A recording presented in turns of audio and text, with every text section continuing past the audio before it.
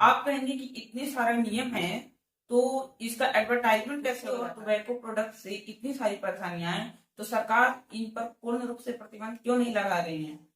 इसका main reason ये है कि सन 1925 कोई सोच भी नहीं सकता था कि इस वर्ष ऐसे व्यक्ति का जन्म हुआ है जिनके प्रोडक्ट के कारण अपना देश लाल रंग की चित्रकारियों से रंगने वाला है। जी हाँ, मैं बात कर रहा हूँ पान मसाले की शुरुआत करने वाले श्री मनसुख लाल महादेव भाई कोठारी की।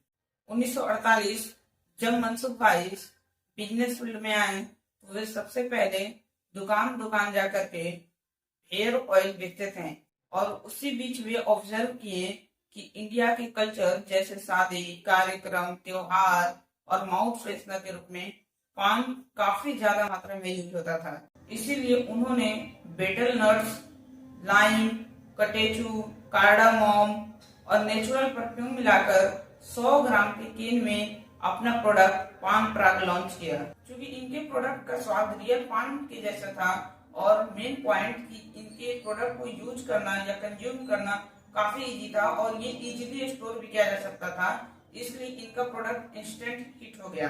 मनसुख भाई चाहते थे कि इनका प्रोडक्ट प्रत्येक घर में पहुंचे, पर इनका प्रोडक्ट कॉस्टली होने के कारण यह संभव नहीं था। मनसुख भाई ने इस पर काम किया और अपने प्रोडक्ट को 5 ग्राम में करके सैसे में उपलब्ध करवाया। क्योंकि इनका प्रोडक्ट सैसे में पहले बार लॉन्च हुआ, जो कि अपने आप में ही एक इनोवेशन था और इसके कारण प्रत्येक गरीब लोग जो कि इसे अफोर्ड नहीं कर सकते थे वो भी इसे अफोर्ड करने लगे, उसे खरीदने लगे, उसका यूज करने लगे, जिससे इनका प्रोडक्ट दोबारा से इंस्टेंट हिट हो गया। इनका प्रोडक्ट अब इस नाम ऐसे जाना जाने लगा जैसे कि हम लोग टूथपेस्ट को कॉलगेट के नाम से जानते हैं। इस प्रकार इनकी कंपनी कोठारी प्राइवेट लिमिटेड देखते देखते एक फ्लैगशिप कंपनी बन गई।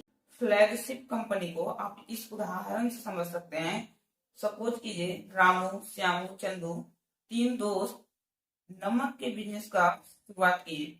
ये तीनों नमक के सेक्टर में अपनी एक बिजनेस को शुरू किया, जिसमें चंदू का प्रोडक्ट काफी तेजी से आगे बढ़ा क्योंकि उसकी कॉस्ट कम थे, उसकी क्वालिटी अच्छी थी, जिस कारण चंदू हाई रेवेन्यू जनरेट किया।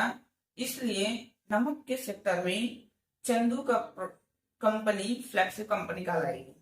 इनकी बढ़ती मार्केट को देखकर रजनीगंधा, शिखर, विमल और अन्य प्लेयर भी इस फील्ड में आए, पर ये अपनी बिक्री को बढ़ाने के लिए पान मसाले में निकोटीन और टिबैको जैसे सब्सटेंस भी मिला दिए। निकोटीन एक एडिक्टिव सब्सटेंस है जिसके सेवन से टेम्पररी रिलैक्सेशन फील होता है, लेकिन अब यह प्रोडक्ट पान मसाला नहीं कहलाएगा, ये अब गुटखा कहलाएगा क्योंकि इसमें टोबैको और निकोटीन मिला दिया गया है। जब भी कोई व्यक्ति अब इनके प्रोडक्ट को परचेज करेगा तो इसमें निकोटीन मिलने के कारण उन्हें रिलैक्स फील होगा और चूंकि निकोटीन एक एडिक्टिव सब्सटेंस है इसलिए वे अब बार बार इन्हीं के ब्रांड को परचेज करेंगे, जिसके कारण इनकी बिक्री भी काफी तेजी से बढ़ी और धीरे धीरे पान पराग को भी ये टक्कर देने लगे। अब मनसुख भाई भी अपने प्रोडक्ट के अस्तित्व को बनाए रखने के लिए निकोटीन या टोबैको का इस्तेमाल करने लगे। अब इस प्रकार मार्केट से पान मसाला रिमूव हो चुका था और नया प्रोडक्ट गुटखा पूरे मार्केट में उभरा। गुटखे के लगातार सेवन से lungs disease, heart disease, cancer और अन्य हेल्थ प्रॉब्लम तेजी से बढ़ने लगी। बढ़ती हुई स्वास्थ्य समस्याओं को देखकर स्वास्थ्य एवं परिवार कल्याण मंत्रालय ने यह कहते हुए नए पान मसाले यानी कि गुटखे पर बैन लगा दिया कि किसी भी खाद्य सामग्री में निकोटीन या टोबैको का प्रयोग खाद्य सामग्री के रूप में नहीं किया जाएगा। क्योंकि पहले वाला पान मसाला एक खाद्य सामग्री था, इसलिए नए वाले पान मसाला यानी गुटखा ऑल ओवर इंडिया में बैन हो गया। लेकिन ये कंपनियां इस नियम में लूप होल निकाली हैं, क्योंकि इस नियम के अनुसार किसी भी खाद्य सामग्री में निकोटीन या टोबैको का प्रयोग नहीं करना है। इसलिए ये कंपनियां ने 2 सैसे लॉन्च किए, एक में पान मसाला और दूसरे में टोबैको। अब जब भी कोई व्यक्ति दुकानदार से पान मसाला मांगता तो उसे 2 सैसे दिए जाते थे, एक पान मसाले का और एक टोबैको का, और ये व्यक्ति पान मसाले और टोबैको को मिला करके खाते थे, जिससे अब पुराना वाला प्रोडक्ट दोबारा बन जाता था। लेकिन साथ में भारत के गवर्नमेंट के द्वारा एक और नियम लाया गया, COTPA, cigarette and other tobacco act 2003। आगे की सभी चीजों को समझने के लिए आपको कोटपा को भी थोड़ा समझना होगा। कोटपा में कुल 33 धाराएं हैं, जिसकी धारा संख्या 4 सार्वजनिक स्थान पर धूम्रपान करने से प्रतिबंध लगाती है, और इसका उल्लंघन करने पर धारा संख्या 21 के तहत 200 रुपए का जुर्माना देना पड़ सकता है। कोटपा की धारा संख्या 5 तंबाकू के विज्ञापन पर प्रतिबंध लगाती है, और इसका उल्लंघन करने पर धारा संख्या 22 के तहत आपको दंड दिया जाएगा। ये दंड दो प्रकार से है। यदि आप विज्ञापन करते हुए पहली बार पकड़े जाते हैं तो आपको 1000 तक की जुर्माना और 2 वर्ष की सजा, या फिर दोनों। यदि आप दूसरी बार विज्ञापन करते हुए पकड़े जाते हैं तो 5000 तक का जुर्माना और 5 वर्ष तक की सजा आपको मिल सकती है। इसी से जुड़े दंड का प्रावधान धारा संख्या 23 में भी है। इस धारा के अनुसार यदि आप टोबैको के विज्ञापन को करते हुए पकड़े जाते हैं तो विज्ञापन सहित आपकी सभी सामग्रियों को जब्त कर लिया जाएगा। धारा संख्या 6A और धारा संख्या 24 के तहत यदि कोई दुकानदार 18 ईयर से कम के बच्चे को टोबैको देते हुए पकड़ा जाता है तो उसे 200 रुपए तक का जुर्माना देना पड़ेगा। धारा संख्या 6B और धारा संख्या 24 के तहत स्कूल, कॉलेज या किसी भी शिक्षण संस्थान के 100 गज के दायरे में तंबाकू, गुटखा या अन्य तंबाकू उत्पाद बेचना गैर कानूनी है। अगर इसका उल्लंघन करते हैं तो आपको 200 रुपए तक का जुर्माना भी भरना पड़ सकता है। आप कहेंगे कि इन नियमों की धज्जियां तो खुलेआम उड़ रही हैं। जी हाँ, मैं आपके बात से बिल्कुल सहमत हूँ। इसका मेन रीजन है कि कम जुर्माना और कम दंड का प्रावधान, जो कि इसके एडिक्टिव और विक्रेता इजीली अफोर्ड कर लेते हैं, और भ्रष्टाचार भी इसमें एक मेजर रोल प्ले करता है, जो कि एक अलग टॉपिक है। आप कहेंगे कि इतने सारे नियम हैं तो इसका एडवर्टाइजमेंट कैसे हो जाता है। तंबाकू उत्पादों का एडवर्टाइजमेंट करवाना कोटपा की धारा संख्या 5 के तहत प्रतिबंधित है, लेकिन आप फिर भी देखेंगे कि टीवी, पेपर में इनके एडवर्टाइजमेंट रहते हैं, ये एडवर्टाइजमेंट करवाते हैं। इस प्रकार के एडवर्टाइजमेंट को सरोगेट एडवर्टाइजमेंट कहते हैं। इसमें कंपनियां same brand name, same colour और सेम पैकेट डिजाइन के 2-3 प्रोडक्ट बनाती हैं। फॉर एग्जाम्पल, विमल पान मसाला और विमल इलायची के दोनों पैकेट बिल्कुल सेम दिखते हैं, उनमें सिर्फ मिनिमम सा फर्क होता है। कंपनियां उस प्रोडक्ट के एडवर्टाइजमेंट करने के लिए, जिसका एडवर्टाइजमेंट करना पूर्ण रूप से प्रतिबंधित है, के लिए अपने दूसरी प्रोडक्ट का सहारा लेती हैं, जिनसे उनका मकसद पूरा हो जाता है। जैसे कि आप विमल के एडवर्टाइजमेंट में देख सकते हैं कि ये अपने एडवर्टाइजमेंट में बोलते तक नहीं कि ये इलायची का प्रचार करते हैं। जी हाँ, बस लास्ट में एक छोटा सा इलायची लिख देंगे कि देखिए हमको इलायची का प्रचार कर रहा है। इससे नशा करने वाले तो दूर, नशा ना करने वाले भी लोग इनके प्रोडक्ट की ओर आकर्षित होते हैं। सरोगेट एडवर्टाइजमेंट का सिर्फ यही अकेला एग्जाम्पल नहीं है, इसके कई एग्जाम्पल हैं। जैसे किंगफिशर का प्रचार। किंगफिशर अपने प्रोडक्ट को यह बोलकर एडवर्टाइज करते हैं कि ये किंगफिशर सोडा को एडवर्टाइज कर रहे हैं, पर इनका मेन मकसद तो किंगफिशर वाइन को प्रमोट करने के लिए होता है। इसी प्रकार आप रॉयल स्टैग के एडवर्टाइजमेंट को भी देख सकते हैं। इसमें ये यह बोल करके एडवर्टाइज करते हैं कि ये तो अपने सीडी का प्रचार कर रहे हैं, लेकिन ध्यान देने वाली बात यह है कि इनके एडवर्टाइजमेंट में इस कोड का क्या मतलब निकलता है कि it's your life make it large. और इसी तरह इंपीरियल ब्लू, जो कि अपना प्रचार यह बोल करके कर देते हैं कि ये तो सीडी का प्रचार कर रहे हैं, लेकिन मेन मकसद तो इनका भी अपने वाइन को एडवर्टाइज करना या प्रमोट करना होता है। ऐसा नहीं है कि सरोगेट एडवर्टाइजमेंट गवर्नमेंट से छिपी हुई है। गवर्नमेंट सरोगेट एडवर्टाइजमेंट के अगेंस्ट कई लॉ बनाई है। ASCI, advertisement standard council of India, ASCI के तहत दी गई सभी रूल को विज्ञापनदाताओं को फॉलो करनी होती है। इनके रूल इस प्रकार हैं। ASCI कहती है कि product extension must be genuine, means कि आप जो प्रोडक्ट अपने एडवर्टाइजमेंट में दिखा रहे हैं वो एग्जैक्टली एग्जिस्ट करनी चाहिए। आप ऐसा नहीं कर सकते हैं कि सोडा का एडवर्टाइजमेंट करके वाइन बेच रहे हो और रियल में सोडा की प्रोडक्ट एग्जिस्ट ही नहीं करती हो, या फिर आप इलायची का प्रचार कर रहे हो और गुटखा बेच रहे हो और रियल में कोई इलायची का प्रोडक्ट आपके ब्रांड से एग्जिस्ट ही नहीं करता हो। दूसरा ये कि net cell turnover must be 20 lakh per month. Means कि आप जब प्रोडक्ट को लॉन्च कर रहे हैं उस समय से लेकर पर मंथ इस प्रोडक्ट से 20 लाख की रेवेन्यू जनरेट होनी चाहिए। आप ऐसा नहीं कर सकते हैं कि सिर्फ एडवर्टाइजमेंट के लिए कुछ प्रोडक्ट बनाएं और फिर नेट रेवेन्यू किसी दूसरे प्रोडक्ट से आप जनरेट कर रहे हो। आप जिस प्रोडक्ट को एडवर्टाइज कर रहे हैं उस प्रोडक्ट के लिए आपको एसेट इन्वेस्टमेंट प्रूफ देना होगा। मीन्स कि आप जिस प्रोडक्ट को एडवर्टाइज कर रहे हैं उस प्रोडक्ट के लिए फैक्ट्री खोली है कि नहीं खोली है, उसके लिए जमीन खरीदी है कि नहीं, उसके लिए मशीन खरीदी है कि नहीं, और ये सारे चीज मिला करके 10 करोड़ का एटलीस्ट होना चाहिए। अपने प्रोडक्ट को सरकारी अथॉरिटी जैसे FDA, FSSAI और GST से रजिस्टर करवाया होना चाहिए। ये एक ऐसे एडवर्टाइजमेंट को भी प्रतिबंधित करती है जो कि अपने प्रतिबंधित प्रोडक्ट की ओर इशारा करती है।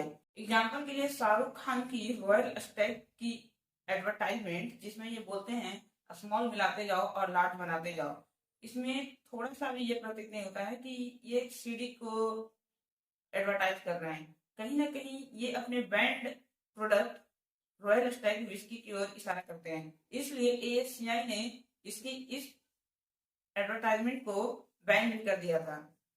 जब ASCI के द्वारा इन्वेस्टिगेशन हुआ तो पता चला कि कुछ लोग ऐसे एड्स करने लग रहे हैं जो कि अपने ब्रांड प्रोडक्ट की ओर इशारा करते हैं। पर ध्यान देने वाली बात यह है कि ASCI कहती है कि आप अपने एडवर्टाइजमेंट में थोड़ा बहुत सुधार करके दोबारा से चला सकते हैं। इसी सब कमियों के कारण इन सभी कंपनियों की जड़ें मजबूत होती जा रही हैं। जब आप इन कंपनियों की रेवेन्यू पर नजर डालेंगे तो आप पाएंगे कि ये कंपनियां हजारों करोड़ रुपए की रेवेन्यू जनरेट कर रही हैं। फॉर एग्जांपल रजनीगंधा पान मसाले के रेवेन्यू को देखें तो ये 5,000 करोड़ रुपए से भी ज्यादा रेवेन्यू जनरेट कर रही है। इनके लिए 20 लाख रुपए का टर्नओवर और 10 करोड़ का एसेट इन्वेस्टमेंट प्रूफ देना कितनी बड़ी बात है। ये आसानी से ये सारी चीजें कर लेते हैं, इनमें इन्हें कोई भी किसी भी प्रकार की मुश्किलें नहीं आती हैं और खुलेआम ये लोग पान मसाला को प्रमोट करते रहते हैं। आप कहेंगे कि इन सब चीजों पर हम क्यों ध्यान दें? जब गुटखा खाने वाले अपने जान की परवाह नहीं कर रहे हैं तो हम अपना समय और दिमाग इसमें क्यों खराब करें? पर जरा सुनिए। पहली बात ये कि जो लोग गुटखा खाते हैं वे काफी ज्यादा पब्लिक प्लेस में थूकते हैं। इमेजिन कीजिए कि अगर वे संक्रामक बीमारी से ग्रसित हों तो ये बीमारी कब महामारी के रूप में बदल जाएगी कुछ कहा नहीं जा सकता। याद होगा आपको कि जब कोरोना पैंडेमिक आई थी तो पब्लिक प्लेस में थूकना प्रतिबंधित हो गया था। हालांकि पब्लिक प्लेस में थूकना अभी भी प्रतिबंधित है लेकिन लोग पालन नहीं करते हैं। क्योंकि गुटखा खाने वाले लोगों को cancer, heart disease, lung disease और अन्य हेल्थ डिजीज होती हैं, जिसके कारण इन पर सरकार के द्वारा सरकारी स्कीम के तहत पैसे खर्च होते हैं। इमेजिन कीजिए कि अगर ये लोग गुटखा नहीं खाते तो ये खर्च अपने देश के किसी अन्य सेक्टर में होता और अपने देश का विकास होता है।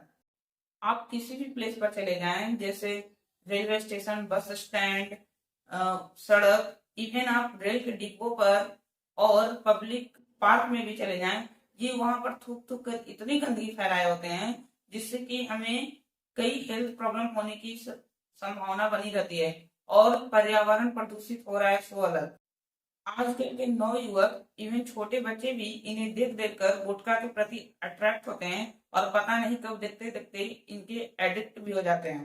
तो आप ये नहीं चाहते हैं कि आज के नवयुवा इसके एडिक्ट ना हो, आप स्वच्छ पर्यावरण में सांस लें और गंभीर और संक्रामक बीमारियों को फैलाने से रोकें। ऑफ कोर्स आप चाहते हैं और ये जरूरी है कि हम इन सब बातों को गंभीरता से लें और गुटखा का ये जाल जो फैला हुआ है उसे काटें। पर कैसे? पहली बात कि जिस दुकान पर गुटखा और टोबैको प्रोडक्ट मिलते हो वहां से सामान लेना बंद कर दे। क्योंकि कुछ पैसों के प्रॉफिट के लिए कोई भी दुकानदार अपने ग्राहक को जाने नहीं देगा और वो गुटखा और अन्य तंबाकू पदार्थ बेचना बंद कर देगा। जो ऑटो रिक्शा वाले गुटखा या टोबैको प्रोडक्ट का यूज करते हैं उनके ऑटो रिक्शे में या उनके ऑटो रिक्शे का उपयोग करना हम लोग बंद कर दें। क्योंकि उनका घर ऑटो रिक्शा चलाने से ही चलता है, इसलिए वे धीरे धीरे करके गुटखा खाना या टोबैको प्रोडक्ट का यूज करना बंद कर देंगे। देश के सभी बड़े सेलिब्रिटी जो इन सभी प्रोडक्ट का एडवर्टाइजमेंट सरोगेट एडवर्टाइजमेंट के तहत करते हैं को अपनी रिस्पॉन्सिबिलिटी समझनी चाहिए, क्योंकि इनकी इतने सारे फैन हैं और कल को अगर इन्हें कुछ हो भी जाए तो ये फैन अपने जान को भी निछावर कर दें इन पर ये चंद पैसों के खातिर अपने इन फैन के जान लेने के लिए पीछे पड़े हुए हैं। सो आप अपने रिस्पॉन्सिबिलिटी को समझिए और मैं आपसे हाथ जोड़कर विनम्र निवेदन करता हूँ कि आप इन सभी प्रोडक्ट का प्रचार या एडवर्टाइजमेंट सरोगेट एडवर्टाइजमेंट के तहत ना करें। फिर आप सोचेंगे कि जब गुटखे और टोबैको प्रोडक्ट से इतनी सारी परेशानियां हैं तो सरकार इन पर पूर्ण रूप से प्रतिबंध क्यों नहीं लगा रही है। इसका मेन रीजन ये है कि सरकार को इस प्रोडक्ट से कई हजार करोड़ रुपए की टैक्स रेवेन्यू जनरेट होती है, जो कि चॉकलेट, बिस्किट इन सभी की टैक्स रेवेन्यू से काफी ज्यादा होती है। और अगर गवर्नमेंट इन टोबैको प्रोडक्ट और गुटखे को पूर्ण रूप से प्रतिबंधित ही कर दे तो इसकी ऊंची कीमतों पर कालाबाजारी शुरू हो जाएगी, क्योंकि भारत देश के लगभग 41% जनता गुटखा का उपयोग करती है, टोबैको प्रोडक्ट का उपयोग करती है। क्योंकि इनमें अधिकतर लोग गरीब हैं, आर्थिक रूप से कमजोर लोग ही इसका सेवन करते हैं ज्यादातर, इसलिए कालाबाजारी के चलते ये लोग और भी आर्थिक रूप से कमजोर होते चले जाएंगे।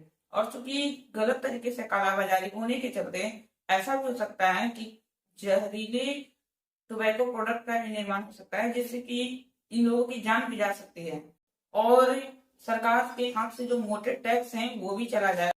पर हर सिक्के के दो पहलू होते हैं।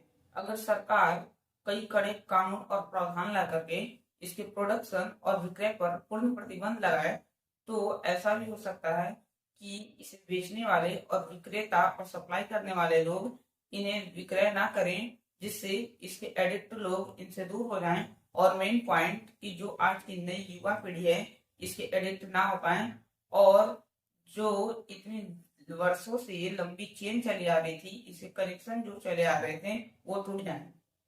रही गवर्नमेंट की टैक्स और रेवेन्यू की बात, तो पता नहीं ऐसा कोई भी नहीं जानता कि आज की नौ युवा पीढ़ी आगे जाकर देश के विकास में कैसे भूमिका निभाए।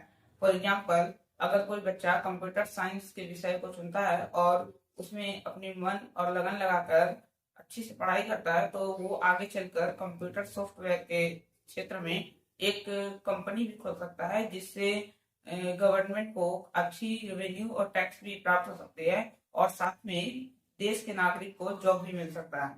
इसे कोरोना पैंडेमिक से भी समझ सकते हैं, क्योंकि कोरोना पैंडेमिक खांसने, छींकने, इवन संक्रमित लोगों के संपर्क में आने और उनके क्षेत्र में जाने से भी फैलता था, लेकिन सरकार के द्वारा आई कड़ी नीतियों, कड़ी प्रावधानों के फॉलो करने से आज कोरोना पैंडेमिक खत्म हो ही गया है। तो शायद कड़ी कानूनों के साथ गुटखा पर पूर्ण प्रतिबंध लगाने से गुटखा कुछ वर्षों में हमारे देश से खत्म भी हो जाए। आपको क्या लगता है, इस पर पूर्ण प्रतिबंध लगाना चाहिए या नहीं लगाना चाहिए? आप अपनी राय कमेंट सेक्शन में जरूर बताइएगा।